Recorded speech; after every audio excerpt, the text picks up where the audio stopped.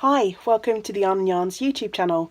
My name is Angela. You can find me on Instagram and Ravelry as Rainbow Ange.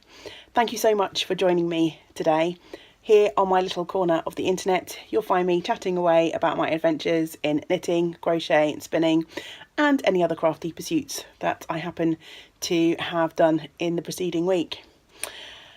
Sometimes at the end of my videos you'll also find a little bit of a shop talk section. I run a little bricks and mortar yarn shop based in South Wales, just outside of Cardiff in the UK, and the shop's called Yarn and Yarns, the same name as the channel, and we have an Instagram account and a Facebook page. With any luck, I'll have remembered to link all of the places you can find me down below this video. Thank you so much for joining me this week. I really do appreciate you taking a little bit of time out of your week, whether you are a brand new viewer or have been coming back for many episodes. Yeah, it's always a pleasure to spend a little bit of time with you. This week is going to be a little bit light on content again, so this is my little disclaimer slash confessional. At the beginning of the video. There's no shop talk section again this week. I started off the week a little bit how I ended last week, in that I was in a bit of a funk. I wasn't feeling entirely myself, and the preceding week had been a bit of an odd one for a few different reasons. So yeah, this week sort of started the same, but I'm definitely feeling my normal, usual scattered self again now, but because I got a little bit behind at the beginning of the week, I was on catch up towards the end and I didn't get a chance to record anything from the shop this week. There's also no crochet content in terms of works in progress or finished objects this week, I'm afraid. I'm a little bit frustrated with myself about that. I set myself a little goal at the start of the year that I wanted to try and do a little bit of the crafts that I like every week, and I just haven't found the time to pick up my crochet hook this week. So I do have a little bit of crochet talk, but no projects to show you. So yeah, I guess with that little disclaimer out of the way, I shall crack on with the content that I do have.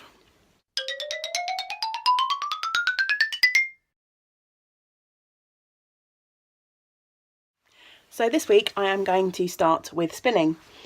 I have been, for the most part, working away on my Llan fibre this week. I spoke about this fibre a couple of episodes ago. So this week I have been trying to work on some of my older projects. If you've been here before, you'll know that in 2019 I am trying to set myself a goal of alternating between 1 week working on my oldest projects and the next week working on anything that makes my heart happy. So this week has meant to have been a work on my older projects week, and the oldest spin on my spindles is this lovely Llan fibre. Let me just grab some of that to show you, which is this lovely sort of natural creamy colour, really fine flyweight. It's almost like cotton wool. It's beautiful. It's so soft.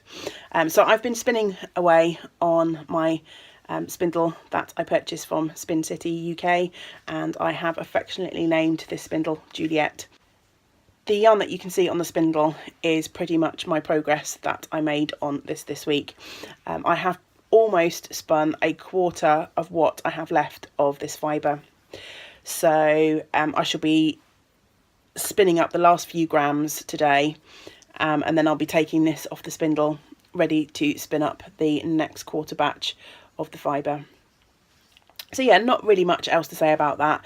I spoke at length about the fibre and the spin and what I planned to do with this yarn in the episode before last, so I won't dwell too much on that.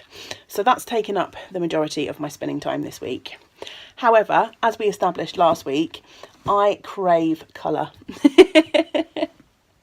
So working as much as I do love the naturals, don't get me wrong. As you can see, my beret that I'm wearing today is lovely natural coloured yarns, but I also I can't help it, I am a lover of colour.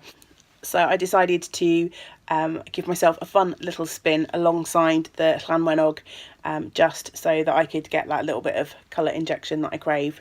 So I grabbed a little bump of Blueface Leicester fibre that I had in my basket of spinning stuff. Actually, I'll show you that basket because it's not too far away. I can actually grab it. So at the beginning of the year, I sorted out all of my little samples of fibre and plonked them into this big basket here. And I'm going to be spinning my way through this basket this year as part of my Eldenwood Crafts Make 9 Along projects. And I'm doing pretty well. The basket is definitely going down. But I had several little bumps of this Blueface Leicester fibre from a lady called Carol Webb that I purchased before I even knew spinning was a thing. So I decided to pick out one of these sort of little bumps. It's 11 grams worth of fibre and spin that up.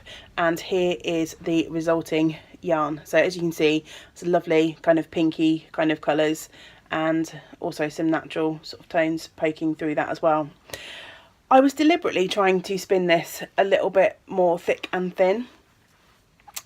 As you know, if you have watched, I have been using a lot of my hand spun little bumps to make little gnomes, and I had a couple of little lumps of this fibre, which was one of the first things I ever spun, and as you can see, that is super thick and thin. This one's actually a 3-ply. I think I must have had 3 little sort of bumps of this fibre, and I just spun them up and then plied them all together. So I was trying to come up with something yarn wise that I could match with this kind of lumpy bumpy craziness. I don't think I altogether managed to achieve it.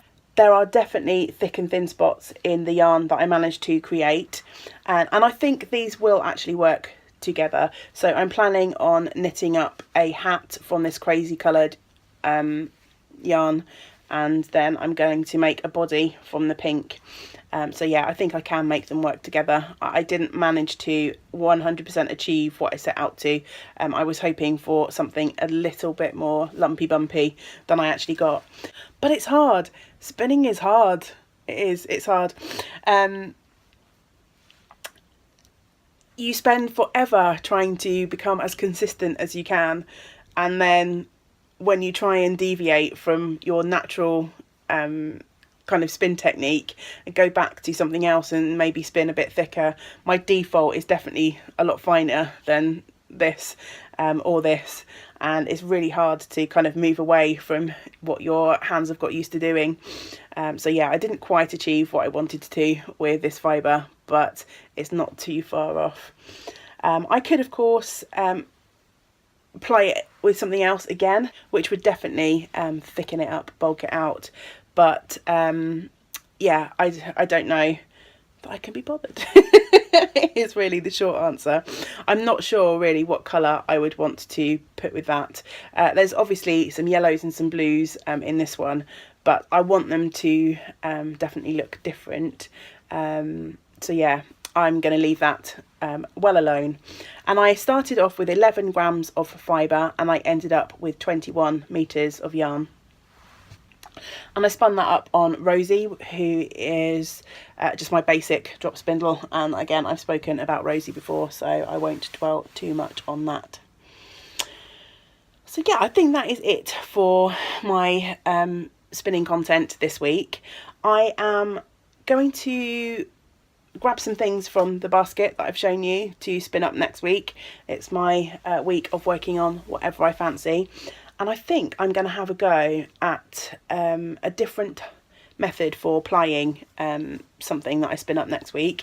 So far, all of my yarns have been 2-ply or 3-ply, but 3-ply from 3 separate sort of bumps of fibre.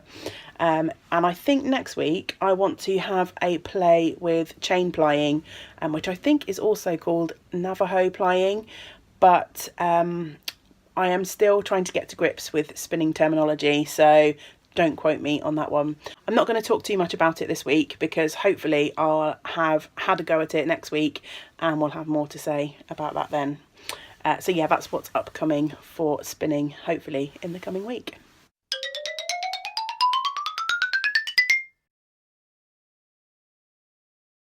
crochet this week, I thought I'd chat to you briefly about a book that I have recently purchased.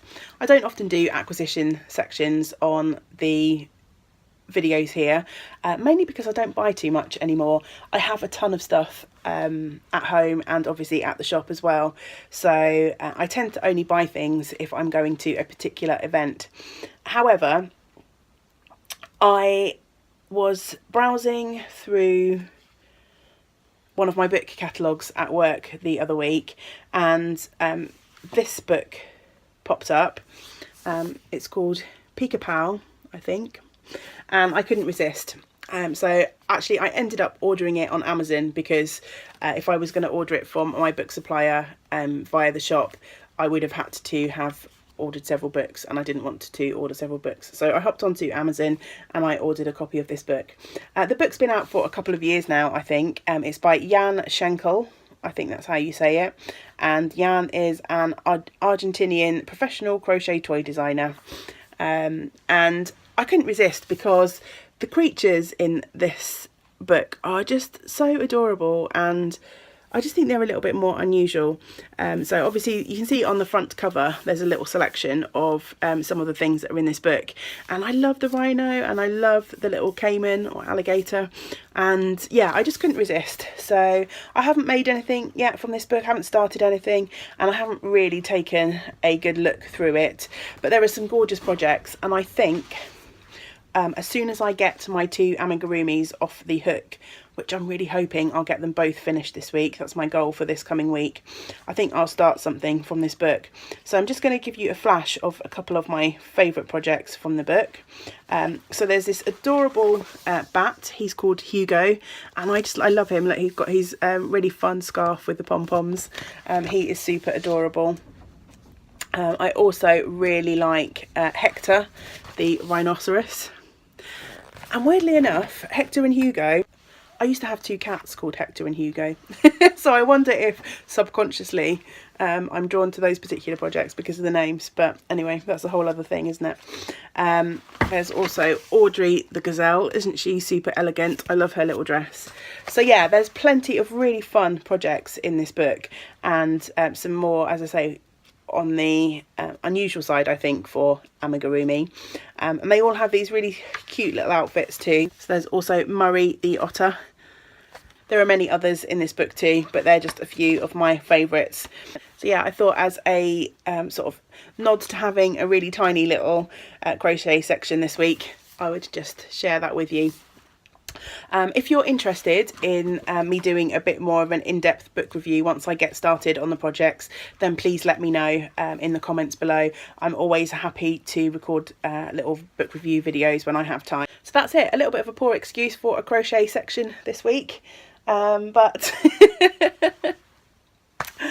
what can I do? I can't magic up extra time in the day, sadly. I really wish I could. But yeah, I am hoping to work on my 2 amigurumi projects. They're both so close to being finished. So with any luck, there will be a decent crochet section next week. And finally on to knitting. So for knitting this week, I have 1 finished object and 3 works in progress to show you.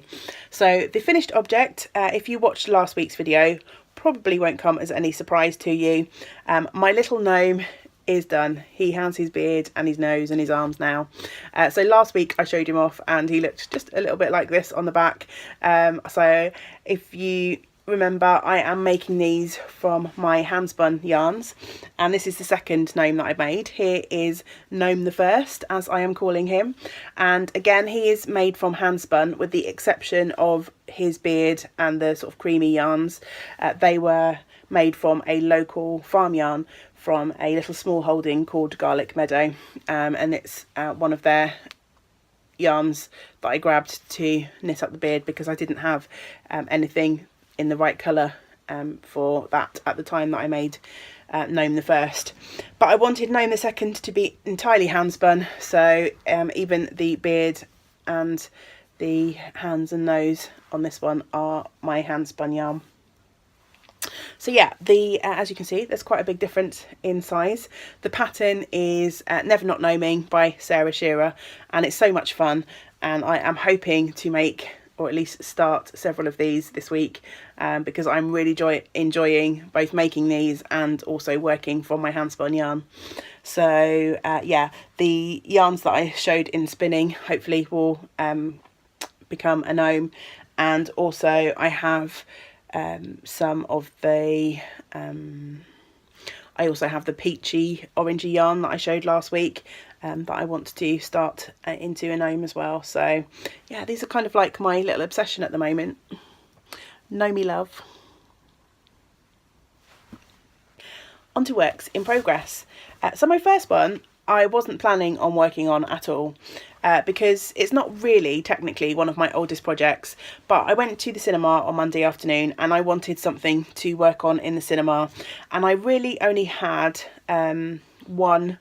I've got several pairs of socks on the needles, but only one was kind of a plain vanilla sock, so I dragged it out and took it away with me to the movie theatre. So these are my foxy socks, and yeah, they don't look very foxy at the moment, but as you can see, I do have one sock finished. So let me just grab the pattern to remind you. These were my Christmas Eve cast on actually, and I think probably my first project for my 12 cast ons of Christmas. And the pattern was published in a copy of the Knitter magazine, although the pattern I believe comes from a book, Knitted Animal Socks by Lauren Riker. So eventually the socks will end up looking, hopefully, somewhat like this. As you can see on the first one, I have basically done the duplicate stitch nose, but then I stopped. I did start the white face, but I was doing it late at night and it wasn't turning out particularly neatly, so I ripped out what I'd done and thought I would come back to it at another time. I've put in a contrast white heel. The white yarn is just some Cascade 220 yarn that I had in my stash, and this lovely sort of rusty orange colour is from Coop Knits, and it's the Soctier yarn, and this is the Almondine colourway, colour 117, and I picked that up at Yarnporium last year. I have made a couple of modifications to the pattern. The pattern is knit toe up, but I decided to knit mine cuff down because that is my preferred method for knitting socks. It does mean that I'll need to go back if I want to and add on these little ear details. I'm not 100% sure yet whether I am actually going to do that, because although they look pretty perky on this picture, I'm not convinced that they'll actually stay up, and the cuff on this is quite short anyway, so I've got a feeling that that little detail might be a little bit wasted, because I think they might end up sort of rolling down and poking out, but we'll see what I feel like once I get the other sock finished and the rest of the duplicate stitch. The pattern also has a little motif on the back of the sock.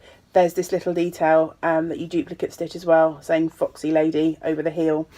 I think I will probably duplicate stitch the Foxy, but I'm not sure about the lady. I'm just not keen on that phrase, and yeah, I'm probably the furthest away from a Foxy Lady that you're likely to get. So Foxy will go on here for sure, but probably not the rest. I have cast on the second sock, so I have just got the cuff. I have made a slight mistake though, because I just cast this on and didn't really think, and I have done a 1x1 twisted rib on this, whereas this one's just a 1x1 rib. So yeah, the cuffs are slightly different. You can probably see the difference between the twisted rib and the non, but yeah, I'm not going to worry about that, and I'm not worried about it enough to bother to rip back and do it again. But I thought I'd get this ready because, as per usual, I am likely to visit the cinema on Monday afternoon on my afternoon off. So I thought if I do end up doing that, then I can start knitting down the leg on the second sock. I really love this colourway, and you'll spot a colour theme going on when I pull out my next project. Actually, let me grab the next project. So I'm, look how, yeah, rusty orange is definitely my thing at the moment. The Foxy socks are living in a lovely project bag from Emma of Eldenwood Crafts, and this is a collaboration that she did with Helen from Yantan Tetherer a couple of years ago, a little Christmas collaboration. And so this is living in my Christmas trees bag because I cast it on Christmas Eve, and I know we're now into February, but they will continue to live in this bag because I love it. So second work in progress, if you have been following along with me, and you might have recognised it from that little sneak flash there, is my Dern sweater. This is a project from the Valley Tweed book by Rowan Yarns, and it was to accompany their Valley Tweed yarn. I started this project as one of my 12 cast-ons of Christmas, not this past Christmas, but the Christmas before. And this one has seen the bulk of my knitting time, or crafting time in general, this week. So here is where I was up to the last time I showed this project. So I'm working on the front of the jumper. I've already knit the back and the sleeves, and this lovely progress keeper from Mrs. U Makes was marking where I was when I last spoke to you about this. And this week I have finished the front. So I have knit up all of that and split for the V-neck. So all that's left to do on this project now is pick up and knit the neckband and sew it up. So I'm really excited. This project's been over a year in the making. There are some super happy memories knit into this. I have a really fun picture of me on our trip. We went to New Zealand last year for my sister-in-law's wedding, and we got to visit Hobbiton, and there's a really fun picture of me. If I can find it, I might insert it, knitting this outside of Bag End, getting lots of funny looks from the other tourists that were taking the Hobbiton tour.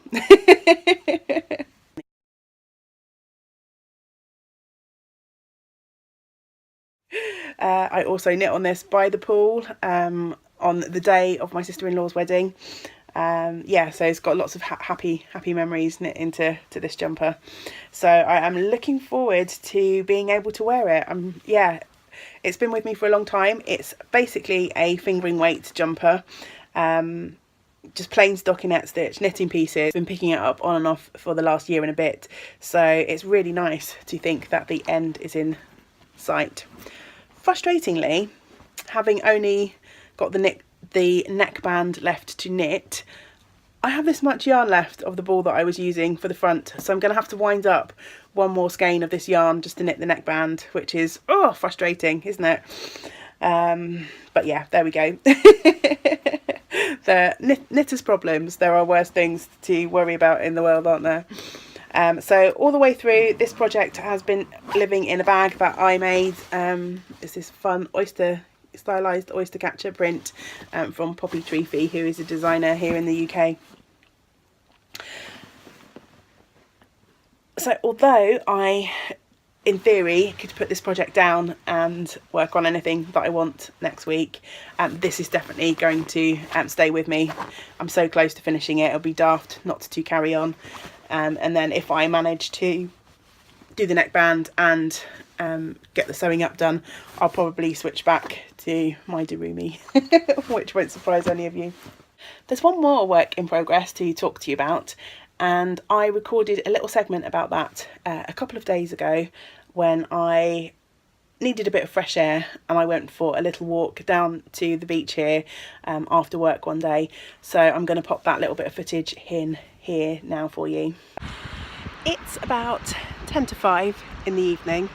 I've not long locked up the shop for the day, and I thought I would take advantage of the fact that it's still daylight, the days are getting longer, come down to the beach to do a little bit of knitting while I enjoy the last light of the day.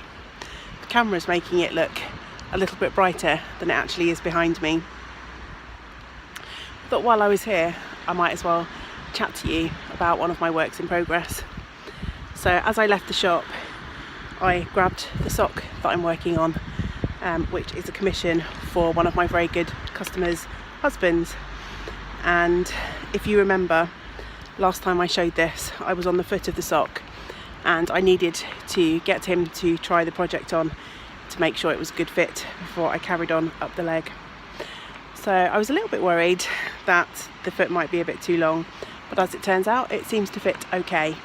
So I am now working my way on up the leg. So I've got this really giant foot. The man in question has UK size 11 feet. I'm not sure what that is in European or US, but it's basically involved starting a toe and then knitting 9 inches or so of my 3x1 rib pattern on the foot before turning for the heel. Seems to fit him okay, so I now get to knit on up the leg. He said he wants the leg to be about 5 inches tall, but I'm planning on actually knitting from 6 inches from where the marker is. This 3x1 rib sucks in quite a lot, so I figure I would employ the same plan that I did on the foot and knit it a little bit longer than the actual measurement required, because you lose a little bit of height when the ribbing is stretched out a bit. That's what I'm going to be up to for the next 20 minutes or so. This is assuming that the rain holds off. It's been one of those crazy days here in South Wales where it's blue skies and sunshine one moment and then horizontal sideways rain the next. I figure it's okay if I get wet now. I'm on my way home, so I can get home and get dry and cosy. But obviously I'm not going to sit here in the rain knitting, because that would be one step too far into the scale of crazy things to do. But I'm hoping that it will stay dry long enough for me to enjoy a little bit of daylight and a little bit of fresh air. So yeah, just as a quick recap before I disappear, I'm knitting these socks on 2.25mm higher sharps. I cast on for a toe up sock, increased the toe up to 72 stitches. I've been working 72 stitches all the way around from there. I did heel flap and gusset with a slip stitch reinforcement. And yeah, now that I know the foot's okay, the final hurdle will be just to finish knitting the leg and make sure that it's at a length that this particular gentleman's going to enjoy before I can just hopefully hurtle through the second sock.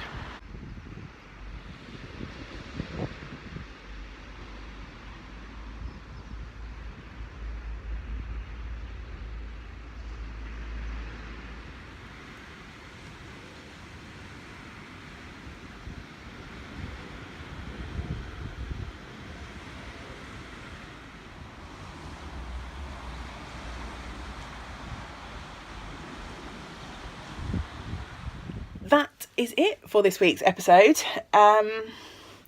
So yeah, I feel like I haven't been talking for very long compared to my usual efforts, but I think the video will still be around about half an hour in length, because seemingly I can waffle on about nothing for ages. Which probably won't come as any surprise to anyone who has visited here before.